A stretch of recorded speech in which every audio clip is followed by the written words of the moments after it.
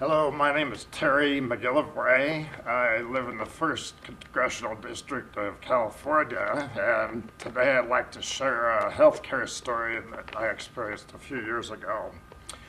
When I left my job at a major company about 18 years ago and set up our own business, I took out private healthcare insurance, and it was for major medical expenses. So I figured that I could pay for routine healthcare services, plus the plan had a relatively low deductible, $1,000 deductible at $2,500 copay limit. So I thought $3,500 for major expenses, I can handle that. In hindsight, I was really naive.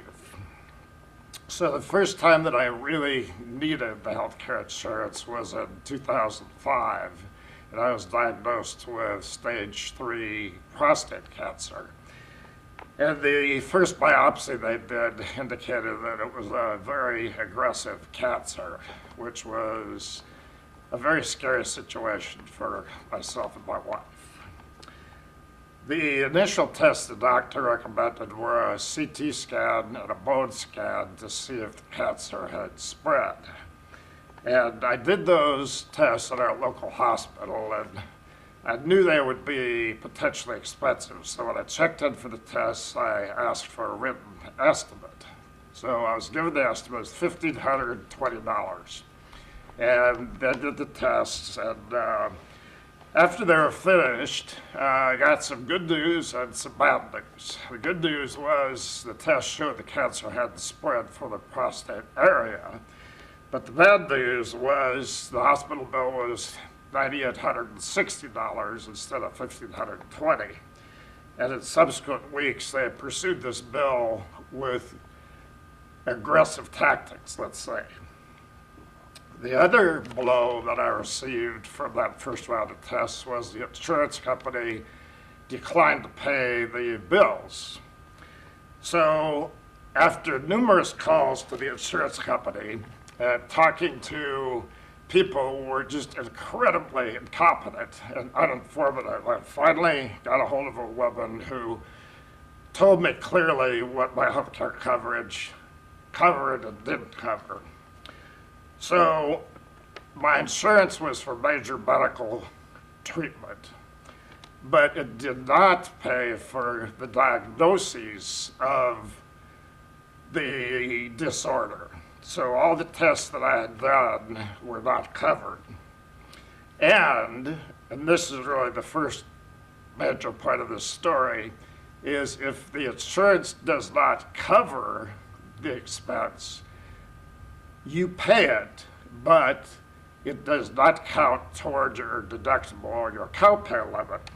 So as I was paying thousands of dollars out of pocket for these tests, my deductible, my copay limits were still basically at full value.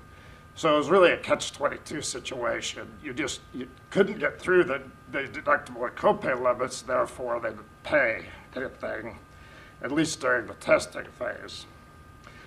So after the test, they had a strategy for treatment, which was hormone injections and radiation therapy. And these were covered expenses, fortunately, but we still had to resubmit the first round of hormone injections 3 times before they would pay, with terse notes from the doctor accompanying the resubmittals.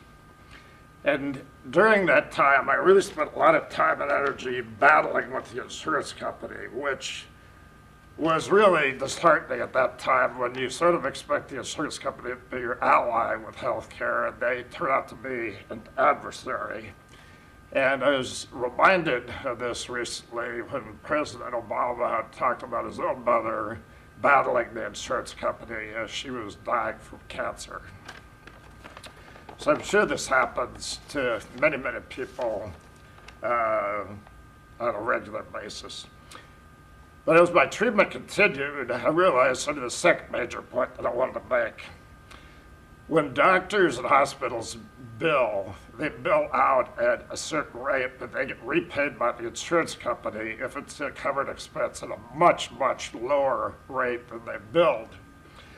But if you don't have insurance, or if your insurance doesn't cover the expense, they expect you to pay the higher billed rate. And as one example, during my treatment, I had radioactive seeds implanted in the prostate. They call it a McG therapy.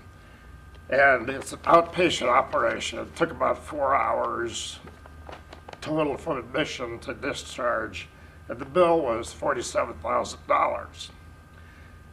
It was a covered item, so the insurance company paid. They ended up paying about $7,000. But if I hadn't had insurance, they would have expected me to pay $47,000. So I realize that doctors and especially hospitals have to charge more to some patients because of patients that don't have insurance or can't pay. But the difference between what they bill and what insurance companies will pay is too huge to make any sense at all to me. So my total out-of-pocket expenses for this whole treatment was about $25,000, which was quite a bit more than my initial $3,500 optimistic view of things. But if I hadn't had any insurance, it would have been about $100,000 instead of $25,000. So the bottom line with all this is that it certainly convinced me that the current system does not make any sort of sense and is totally dysfunctional. But for the first time, there's some hope in my mind for reform and resolution of some of these key issues. I'd really love to change my insurance plan to something more comprehensive, but I think I'm stuck since I have the pre-existing condition. And in fairness, I would say that the coverage or the care that I received from the doctors and the hospitals was really excellent. And many of the doctors at the clinics were willing to negotiate their payments down, even if it wasn't covered expenses. So I don't think the problem lies with the doctors and hospitals, but rather the system that they operate within. And I would really love to see healthcare reform become real at this time. And thank you so much for letting me share this story.